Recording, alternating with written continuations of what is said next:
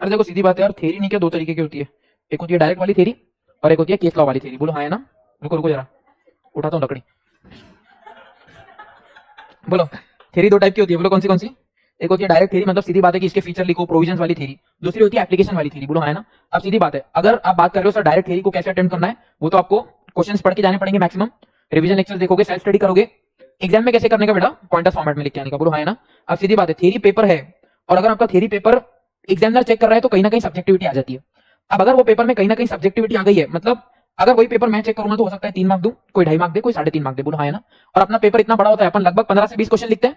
अगर हर क्वेश्चन में भी 0.5 या 1 मार्क का डिफरेंस पड़ता है तो it can create a very big difference in our exam. ठीक है, तो सीधी बात है कि थ्योरी पेपर्स में, स्पेसिफिकली थ्योरी पेपर्स में जो प्रेजेंटेशन होता है ये बहुत बड़ा पार्ट प्ले करता है। अब प्रेजेंटेशन कैसे करना है बेटा? सीधी बात है, सबसे पहले देखना कितने मार्क्स का क्वेश्चन है। अगर 4 मार्क का क्वेश्चन है, 4 से लेकर तो 6 मार्क का क्वेश्चन है, एग्जामिनर एक्सपेक्ट कर रहा है कम से कम एक पेज तो बेटा भर के आओ। अब नाउ कम से इसके साथ एक पेज भरने का कैसे? ठीक है, ये चीज मैंने अप्लाई करी थी, मैं बताता हूँ। एक पेज भरने का कैसे सर? सीधी बात है, सबसे पहले अगर डायरेक्ट क्वेश्चन आ रहा है ना, प्रोविजन लिखने वाला, उसको पॉइंटर फॉर्मेट में लिखो। पैराग्राफ करके लिखने का नहीं, उसको अलग अलग लाइन में तोड़ने का, अलग अलग लाइन को पॉइंटर्स फॉर्म में लिखने का और पॉइंटर्स के भी एक के बाद एक जगह छोड़ने की। बोलो हाँ है ना? अब साइकोलॉजिकली क्या होता है ना, ये तो होगा डायरेक्ट क्वेश्चन। केस स्टडी वाले क्वेश्चन की बात करूं, every question you should break down into 3 parts, facts of the case, provision and conclusion. बोलिए हाँ है ना? सबसे टॉप पे आएगा प्रोविजन। सीधी बात है, आपने क्वेश्चन पढ़ा, समझ में आ जाता है कि ये हो सकता है कि नहीं हो सकता है। For example valid contract, void contract, just एक ब्रीफ एग्जांपल दे रहा हूं। कॉन्ट्रैक्ट वैलिड है कि वॉइड है, ये आपने को लिखना है। कॉन्ट्रैक्ट देखकर पता चल गया आपने, तुमको है ना कॉन्ट्रैक्ट एक्ट। अब कॉन्ट्रैक्ट एक्ट में देखा है ना कि मान लो कंसिडरेशन इनवैलिड है, इलीगल कंसिडरेशन है, कुछ भी हो सकता है ना, इसके कारण कॉन्ट्रैक्ट वॉइड है। बोलिए हाँ है ना? अब वॉइड कॉन्ट्रैक्ट आपको पता चल गया, आपने सोच लिया कि ये जो मैंने वॉइड का आंसर निकाला है ये मैंने किस प्रोविजन से निकाला है। सबसे पहले प्रोविजन लिखोगे, सेक्शन नंबर 100% श्योर हो तो लिखने का, 90% भी श्योर हो तो नहीं लिखने का, बिकॉज गलत सेक्शन से नीचे एग्जामिनर बढ़ता ही नहीं है। 100% श्योर है तो लिखने का, रेलेवेंट सेक्शन लिखो, कोई भी दिक्कत नहीं है, गलत मत लिखो। प्रोविजन लिखा, फैक्ट्स ऑफ द केस में क्या करने का sir? Facts of the case में कितना लिखूं डिपेंड्स अपॉन मेरे पास कंटेंट कितना है। अगर आपके पास बाकी कंटेंट अच्छा खासा है ना, तो फैक्ट्स ऑफ द केस में 6 मार्क का क्वेश्चन, 6 लाइन का क्वेश्चन आप 3 लाइन में भी लिखोगे चलेगा। लेकिन सर अगर आपके पास ज्यादा कंटेंट नहीं है ना लिखने के लिए, तो फिर फैक्ट्स ऑफ द केस को भी इलैबोरेट कर करके लिखने का, ताकि एक पेज मेरा भर जाए। इसके बाद तीसरा क्या आता है बेटा? कंक्लूजन। अब एग्जाम में रिलेवेंट सेक्शन हाईलाइट करने का, मिड अंडरलाइन करने का, कंक्लूजन अंडरलाइन करने का। देखो मैं साइकोलॉजी बताता हूं एग्जामिनर की क्या होती है। एग्जामिनर ना, एक एग्जामिनर एक टाइम पे बहुत सारे पेपर चेक करता है, लगभग समझो 50-60 पेपर वो पर डे चेक कर रहा है। 50-60 पेपर में क्या होता है कि पहले जो 5 पेपर होंगे, 10 पेपर होंगे, आंसर देखेगा, सजेस्टेड देखेगा, चेक करेगा, सजेस्टेड देखेगा, चेक करेगा, सजेस्टेड देखेगा, चेक करेगा, ये पहले 5 से 10 पेपर। उसके बाद बेटा एग्जामिनर चला जाता है ऑटो पायलट मोड पे। अब सीधी बात है बेटा, ऑटो पायलट मोड मतलब क्या भाई? वो प्रोफेशनल आदमी है, वो थोड़ी एक एक बैठ के देखेगा, उसको आंसर याद हो जाते हैं। भाई तुम एक क्वेश्चन पढ़ो 15-20 बार, उसको याद रह जाता है। क्या याद रहेगा? कि हाँ ये क्वेश्चन में क्या था, इलीगल कंसिडरेशन था, मान लो आप ड्रग्स देने वाले थे बदले में कॉन्ट्रैक्ट के, इलीगल कंसिडरेशन है, कॉन्ट्रैक्ट वर्ड है, 2-3 पॉइंट इसको याद रह गए। अब अगले क्वेश्चन से क्या करता है ना, हर क्वेश्चन में वो 2 से 3 पॉइंटर्स ढूंढता है और तुमको क्या करना है, तुमको यही अपने को भी समझता है कि क्या 3 चीजें एग्जामिनर की आके ढूंढेंगी, तुम वो चीजें उसको अंडरलाइन करके दे दो। अंडरलाइन बच्चे क्या बोलते हैं, सर मैं पेपर के आखिरी में करूंगा, नहीं होगा छूट जाएगा। जैसे क्वेश्चन हुआ, after you are done with the question ना, हार्डली कितना टाइम लगता है बेटा? 5 से 10 सेकंड लगते हैं, बिकॉज तभी लिखा है ना, तो दिमाग में याद है क्या क्या इंपॉर्टेंट है, तभी की तभी क्या कर लेने का, अंडरलाइन करने का। सीधी बात क्या है ना, एग्जामिनर को 3 चीजें चाहिए, तुमने वो 3 चीजें उसको ऊपर से दे दी, वो अंदर से नहीं पड़ेगा। बिकॉज सीधी बात है, अपने को भी पता रहता है कि अपन बहुत सारी चीजें ऐसा फिलर यूज करते हैं, एक पेज भरने के लिए यूज करते हैं। अब अगर तुमने एग्जामिनर को डीप डाइव करने लगाया, तुमने उसको बोला कि भाई तू मेरा पेपर पूरा का पूरा पढ़, तो वो पढ़ेगा। अब उसमें जो सही चीजें वो भी दिखेंगी, गलत चीजें वो भी दिखेंगी। दूसरा, जो चीजें वो ढूंढ रहा है उसको ऊपर ऊपर निकाल के दे दो, ज्यादा तुम्हारा पेपर छानेगा नहीं। अगर ये चीजें अप्लाई करके पर क्वेश्चन अगर आप आधा मार्क भी बढ़ा सक रहे हो तो हो सकता है। दूसरा, सर आप पेपर लिख रहे हो, पेपर में लिखने का सीक्वेंस क्या होना चाहिए? The sequence should always be बेटा क्वेश्चन नंबर 1 पहले नहीं लिखना है, मतलब कोई भी क्वेश्चन ऐसा नहीं लिखना है कि मैं सीक्वेंशियली जाऊंगा, नहीं भाई। तुमको रीडिंग टाइम मिलता है क्या? पेपर से पहले मिलता है। अब 15 मिनट की रीडिंग टाइम में क्या करने का, चलो 5-10 मिनट ये बात कर लेते हैं, ये भी बहुत ज्यादा जरूरी है। 15 मिनट की रीडिंग टाइम में क्या करने का, जैसे तुम्हारे पास क्वेश्चन पेपर आया, क्वेश्चन पेपर पढ़ना स्टार्ट करने का। अब एक साइकोलॉजिकल ट्रिक बताता, ठीक है? सारे एग्जाम्स में ऐसा देखा गया कि इंस्टीट्यूट क्या करती है ना, जो पहला क्वेश्चन होता है, जो कंपलसरी क्वेश्चन होता है, उसको थोड़ा सा ना टफ सेट करती है, सच दैट आप पढ़ो ना तो पहले आपकी हल्की सी फट जाए। इसके लिए मैं बताता हूं मैं क्या करता था। भाई मैं क्वेश्चन पेपर आता था ना, मैं उल्टा पढ़ना स्टार्ट करता था। अब उल्टा पेपर पढ़ने के बाद क्या करने का बेटा, पहले 15 मिनट में आपका टारगेट होना चाहिए कि आप क्वेश्चन पढ़ोगे, आपको क्वेश्चन को 3 पार्ट में बाइफरकेट करना है। सबसे पहला कौन सा क्वेश्चन आता है, इसको आप टिक कर दोगे। दूसरा, सर क्वेश्चन ऐसे कि पार्ट में आता है, पार्ट में नहीं आता है, थोड़ा सोचूंगा, थोड़ा तुक्का लगाऊंगा तो बन जाएगा, ये हो गया कैटेगरी नंबर 2। और कैटेगरी 3, ये चैप्टर मैंने छोड़ा है, ये सेक्शन मैंने छोड़ा है, मेरा कुछ भी बत्ती नहीं जल रहा है, ये हो गया कैटेगरी 3। पहले 15 मिनट में से पहले 7 से 8 मिनट बस ऊपर ऊपर से देखने का, कौन से एक्ट का क्वेश्चन है, कौन से चैप्टर का क्वेश्चन है, किसमें कितनी क्लैरिटी अपने को तो पता रहता, कौन से एक्ट का है, कौन से क्वेश्चन का है, उसको क्या करने का, या तो टिक करने का, पार्ट में आता तो सर्कल बना देने का, और अगर नहीं आता तो एक्स बना देने का। पहले 7 से 8 मिनट में लोग बोलते कि सर एग्जाम पेपर में लिखना नहीं चलता, बेटा चलता, कोई नहीं चेक करता, अपने में छोटा छोटा लिखे, कोई नहीं चेक करता इतना, तुम पेंसिल से लिख सकते हो। वो चेक करने के बाद क्या होगा, पहले 10 मिनट में तुमने क्वेश्चन को छाट लिया। अब उसके बाद क्या करने का, देखो कि कौन सा जो क्वेश्चन है, मान लो क्वेश्चन नंबर 4 है जिसमें 3 सब पार्ट है, तुमको उसको तीनों के तीनों सब पार्ट आ रहे, तो सीक्वेंस तुरंत रेडी कर लेने का कि मैं पहले भाई क्वेश्चन 4 लिखने वाला हूं, फिर मैं क्वेश्चन 2 लिखने वाला हूं, फिर मैं क्वेश्चन 6 लिखूंगा, फिर मैं क्वेश्चन 1 लिखूंगा, फिर मैं 5 लिखूंगा। बिकॉज मेरे हिसाब से तो आपका रिटर्न हो चुका है, न्यू वालों की बात कर रहा हूं, सिर्फ आपका रिटर्न हो चुका है। अब रिटर्न में आपको एमसीक्यू है कि नहीं है? बिल्कुल भी नहीं है कि है। 20 मार्क के हैं, बाकी जो 80 का थ्योरी उसमें भी कुछ कंपलसरी और कुछ ऑप्शनल तो रहेगा ही ना, तो उसमें क्या कर लेना, छाट लेना। आपने बोला आपने सीक्वेंस डिसाइड कर ली 4 3 2 1 5, मान लो आपने ऐसी सीक्वेंस डिसाइड कर ली। अब एग्जाम में उसी साइकोलॉजी से उसी चीज को ध्यान में रखते हुए लगना है। दिमाग में हमेशा घंटी बजनी चाहिए। टोटल टाइम, अब मैं तो क्या बोलता हूँ बेटा, सीधी बात है, आपको 16 मार्क के शायद 5 क्वेश्चन आएंगे या 20-20 के 4 आएंगे, आई डोंट एक्जैक्टली नो, शायद 16 के 5 क्वेश्चन आएंगे आपको या 20-20 के 4, जो भी परम्यूटेशन कॉम्बिनेशन रहा। क्या कर लो, पेपर को डिवाइड बाय 5 कर दो, तो 3 घंटे डिवाइड बाय 5 मतलब अंदाजा 35-36 मिनट का एक पॉइंट हो गया आपके पास, 36 मिनट हो गया। अब 36 मिनट में 20 मार्क के एमसीक्यू अलग कर दो। 20 मार्क के एमसीक्यू तो आपका टारगेट होना चाहिए भाई 30 मिनट में निपटाना है, और 30 मिनट में कैसे भी अपने एमसीक्यू हो जाते। अब अगर आपने 30 मिनट में 20 मार्क के एमसीक्यू कर ली ना, मतलब आपके पास बाकी 80 सॉल्व करने का कितना बचा बेटा, 2.5 घंटा बचा है। 80 मार्क का 2.5 घंटे में सॉल्व करना, पर मिनट टाइम निकालने का कि पर मार्क का कितने मिनट में होना चाहिए, और दिमाग में वो घंटी चलनी चाहिए।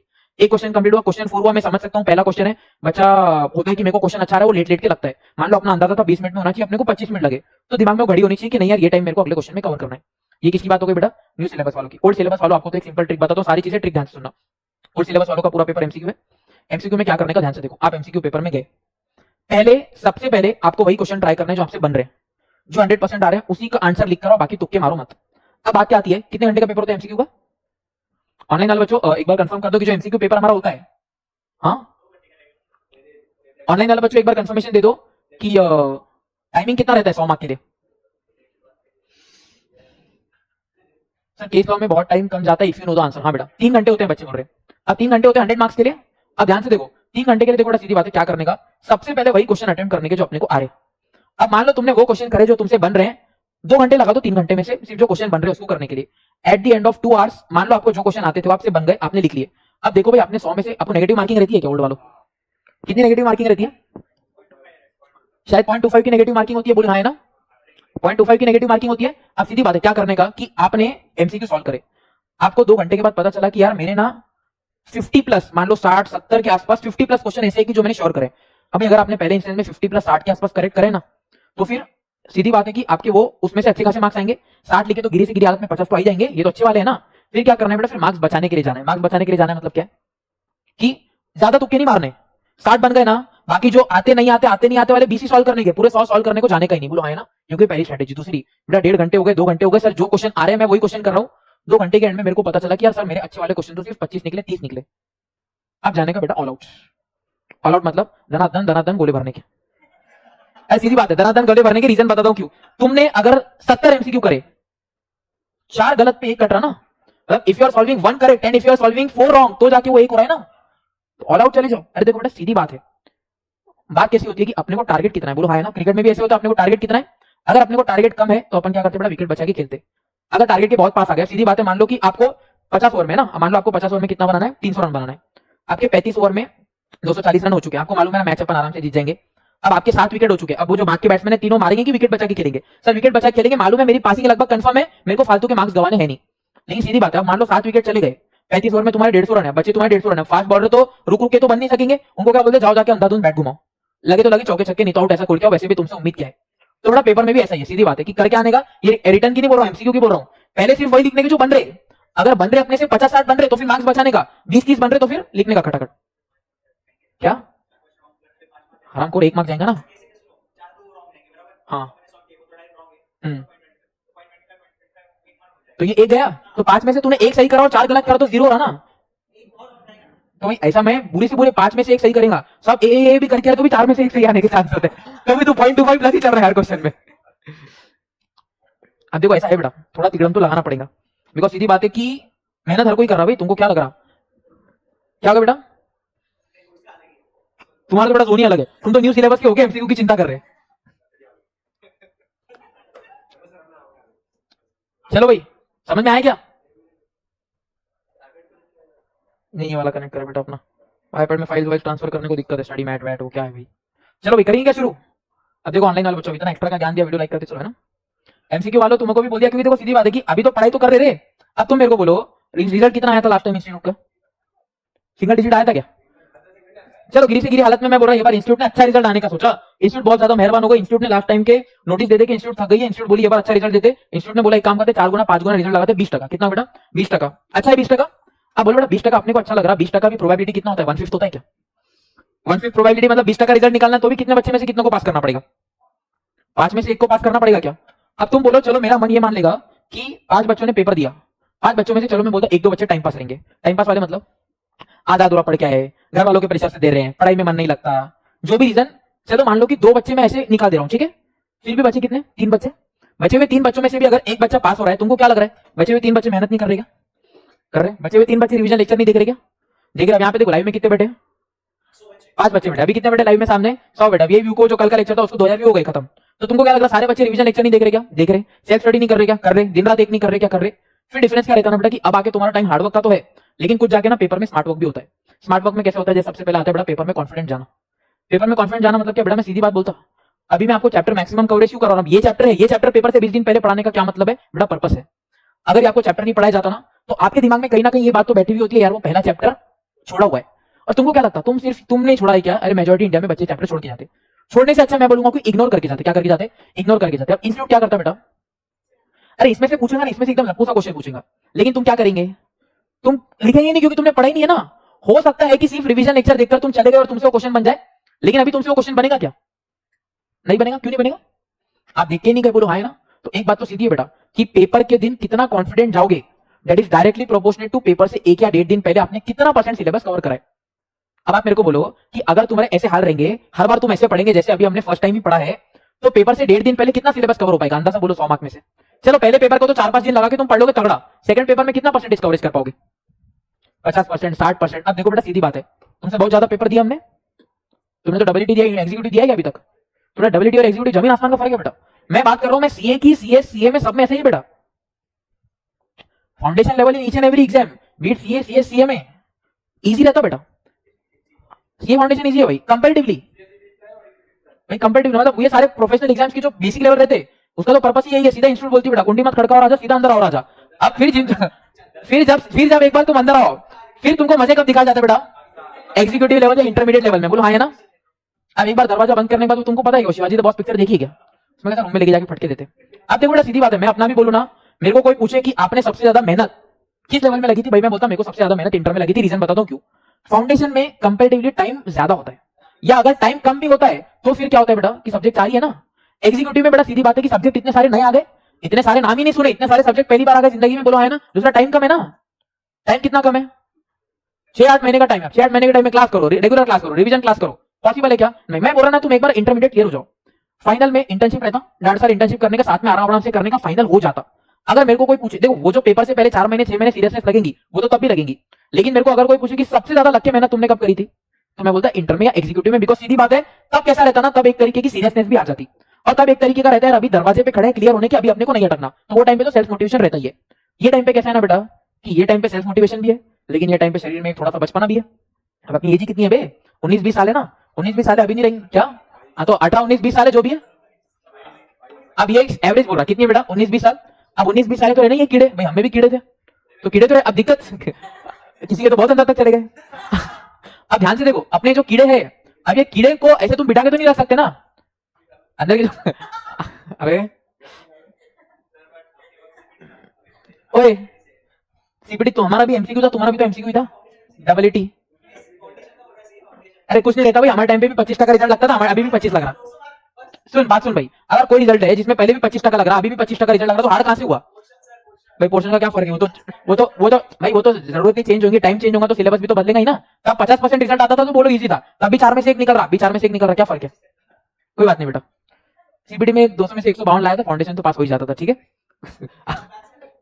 अब ध्यान से सुनो, अरे छोड़ो ये टाइम पास, अब मैं क्या बोल रहा हूं ध्यान से सुनो। ये फेस हार्ड क्यों है, बिकॉज एक तो कीड़े भी है, कीड़ों को संभालना भी है, पढ़ना भी है, बोलो है ना, सीधी बात है। अभी थोड़ा लगते पढ़ लो, इसीलिए मैं क्या बोल रहा, पेपर में कॉन्फिडेंट जाना है तो पेपर से 1.5 दिन पहले मैक्सिमम कवरेज होना चाहिए। और अगर मैक्सिमम कवरेज करना है तो सीधी बात है कि अभी जितना सब चीजें पढ़ी हुई रहेंगी ना, उतना वो 1 दिन में रिकॉल करने में स्पीड होगा, ठीक है। इसलिए सब पढ़ के जाने का, ठीक है। मतलब ये चैप्टर में तुमको क्यों पढ़ा रहा, इसका इंट्रोडक्शन देने में आधा घंटा लग गया, तब सोचो चैप्टर के अंदर। घर वालों को बोले बेटा कि आज सर का घर जाने का मन नहीं लग रहा तो हम भी नहीं जाएंगे, खाना वाना खा के बैठे हो ना, नहीं क्या, कोई नहीं, एक दिन लेट खाने का, ऊपर से रख लो बेटा, ऐसा लड़के रखती 16 सोमवार, तुम 16 बुधवार रख लो। हाँ अच्छी बीवी मिली ना मिले, समझ रहे हो। इधर से सीधा निकल के चुपचाप सारे अपने घर जाना है ना, नहीं नहीं दर्शन तो लेना बेटा, रुक मत जाना कहीं, ना पहले ना बाद में। चलो ठीक है, करोगे शुरू या फ्लो में इधर उधर निकल जाता हूँ बेटा। बोले कीड़े शांत नहीं हो रहे, ध्यान देना बे। वो भी बोलेंगे चलो अच्छा आसपास का बोल दिया, कुछ नहीं करेंगे रे, हमें क्या बोल रहा ना, हम क्या करेंगे, सब हमारा अभी बोल दिए। अब इसी का छोटा अलग से क्लिप करेंगे, इसी को वीडियो बना के डाल देंगे, स्ट्रेटेजी वीडियो खत्म। जूम इन करके जूम इन करेंगे, स्क्रीन हटा देंगे, बैकग्राउंड में थोड़ा मध्यम मध्यम म्यूजिक चला देंगे मोटिवेशन वाला।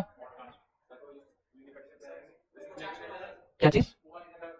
नहीं ये ठीक है भाई, क्या दिक्कत है। हाँ टी शर्ट नहीं, वो पहनना पड़ता हो, अरे यार ध्यान नहीं था, कोई नहीं। बोलो पेज नंबर क्या है, जल्दी बोलो। 400, ठीक है 430। ओ प्रियतमा जो मेरी है मेरी, क्या कितना सा तो चैप्टर, पेज कितने हैं? अरे चालू तो करने दे हरामखोर।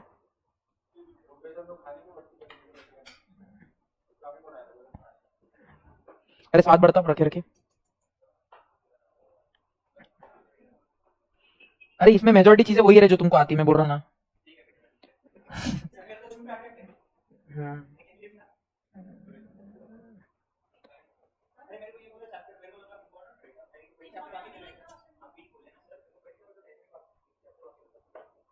पहला वाला, अरे देख लो रे, कट कट कट, एक काम करो बुक लो, सीधी बात है, क्या करने का, ये बुक में जितना जितना मैं इंपॉर्टेंट बोलते जा रहा हूँ उतना उतना मार्क करते चलो।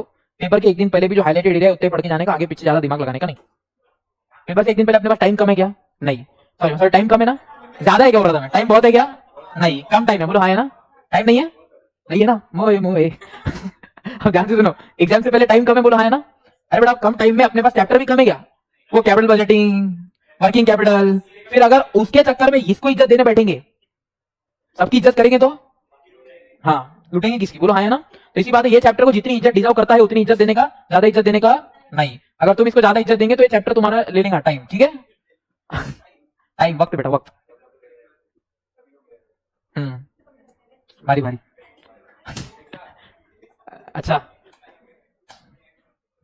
अरे रुको यार, ये गैंग, चलो करेंगे शुरू। किताब खोलो बेटा, तुम्हारा क्या है? अरे तुम रखो ना बेटा, इधर ऊपर रखो, फीस भरा ना पूरा, हाँ ऊपर रखो बेटा। अब आप कुछ नहीं बोलने, आप अब आधा घंटा वन स्टॉप पढ़ेंगे, आधे घंटे के बाद मेरे को भी कीड़े होते तो फिर अपन बात करेंगे, ठीक है? आधा घंटा पढ़ लो, ठीक है? कितनी देर? आधा घंटा, आधा घंटा चैट रेट भी क्या हो जाना चाहिए? स्लो हो जाना चाहिए बेटा, ठीक है? बोलो हाँ है ना? क्या बेटा जी? ऑनलाइन? हाँ 70-75 है। चलो अभी करेंगे, ठीक है? आप ध्यान से देखो, फाइनेंशियल फ्रेमवर्क ये चैप्टर में क्या बोल रहा है, प्राइमरीली एफएम का पर्पस क्या होता है, बोलो क्या होता है एफएम का पर्पस? शेयरहोल्डर्स वेल्थ को मैक्सिमाइज करना, शेयरहोल्डर्स वेल्थ को मैक्सिमाइज। अब ये चैप्टर ना तुम्हारा कहीं ना कहीं हुआ है